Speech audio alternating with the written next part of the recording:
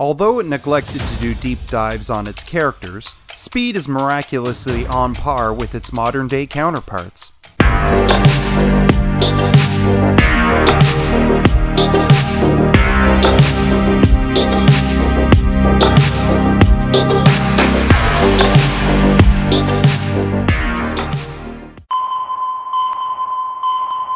Canada be damned. I'm going to the Klondike. The Klondike is Canada. Giorgio, you be doing just fine, brother. No matter how you slice it, just about any film is beholden to its genre and trendsetters.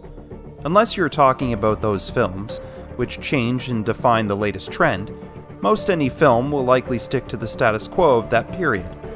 1994's Speed may not have been a pioneer per se, but it did build upon the status quo and force the latter part of the 90s to raise the bar on action films.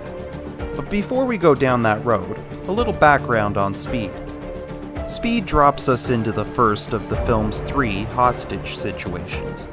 It's orchestrated by Howard Payne, the film's antagonist, who's played by Dennis Hopper. That's our scumbag!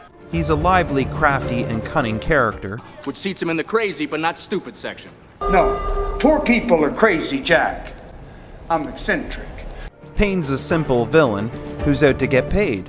What do you want? Well, I want money, Jack. I wish that I had some loftier purpose, but I'm afraid in the end it's just the money, Jack. The only problem with that is that 2 LAPD officers, Jack and Harry, played by Keanu Reeves and Jeff Daniels, stand in the way. Jack is our main protagonist, and a case could be made that perhaps he has more in common with the bad guy than his partner. Airport, gunman with 1 hostage. He's using her for cover. He's almost to a plane. You're 100 feet away. Jack. Shoot the hostage. What? I thought it was customary for a police officer to, shoot the bad guys, huh?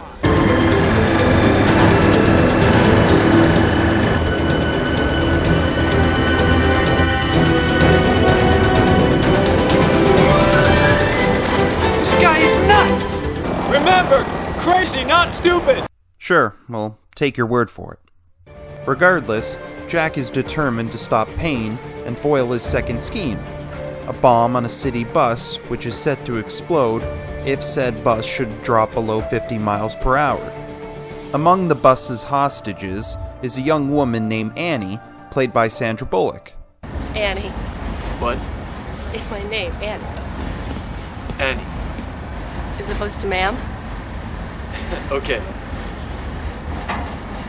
After an unfortunate accident with the bus's driver, Annie becomes the new driver, and everyone chips in to prevent the bus from exploding. Perhaps this sounds like a popcorn movie, and it is. Speed doesn't have any qualms about that either. It fully embraces the practical explosions, and forgoes the character work, yet that isn't to say there is nothing of value here. Speed does what few action movies of today rarely do: film outside in the bright sun. And I think it's gonna be a very pretty day. It seems nowadays most action films are set during the night to utilize the darkness for mood and gritty cinematography. Some of Keanu Reeves' more modern action movies are certainly guilty of this. This may be less of a choice and more of a necessity due to a mobile setting and the nature of how many people are out during the day. Having said that, what Speed lacks in gloomy cinematography, it makes up for with frenetic editing and bright cinematography. There may be many edits within a scene or sequence, but it's filmed well in full sunlight, which makes it decipherable while maintaining its high energy. Watch it!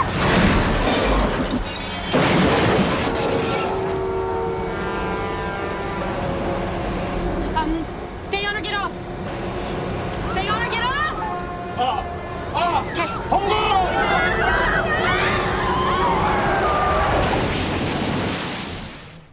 Almost all of the characters are two-dimensional, and I'm okay with that.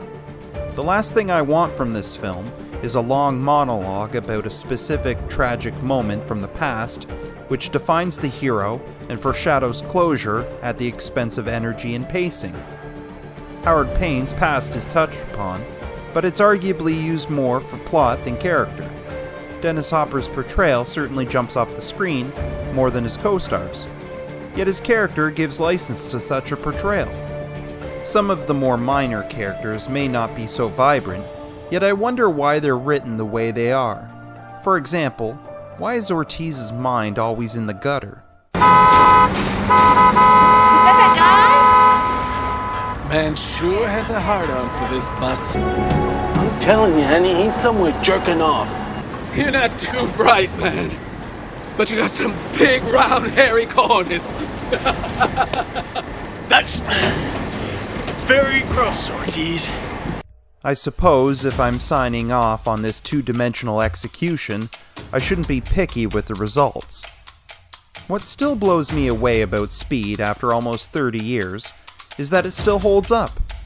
Even in comparison to some of today's action flicks, Speed doesn't feel past its prime. I suspect that's because it didn't take the easy route. Speed relied on practical effects and painstaking editing, yet it fully embraced having a mustache-twirling villain. Clearly the filmmakers knew what kind of film they were setting out to make, and they made it. Speed smartly divided its energy, and in doing so, that energy has yet to be exhausted.